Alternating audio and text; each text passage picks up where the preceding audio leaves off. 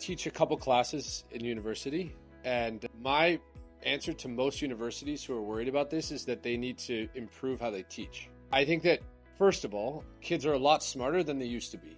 Often was the case that a professor knew a lot more than their student because you had to go to school in order to know a lot.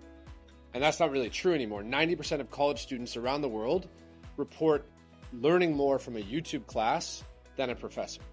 Clearly that's changed. The other thing I say to university professors is offer homework assignments that accommodate and allow for this new technology. In the same way that math teachers had to update how they taught math to allow a calculator to do more, I now offer assignments in two ways. I call on you in class, right? Or we observe you in a lab discussing with other students. I don't think that written assignments are that interesting anymore. And to the extent that written assignments are interesting, I actually mostly want to see how well you do work, like how well you can make sense of things. But my answer is professors are very accustomed to a world in which they're much smarter than their students, and that world is not really here anymore.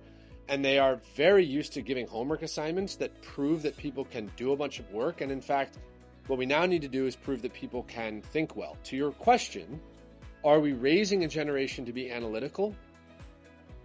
I don't know. I think the answer is probably yes. But I do think that on a social basis, our ability to sort of stand and deliver and have conviction is probably degrading.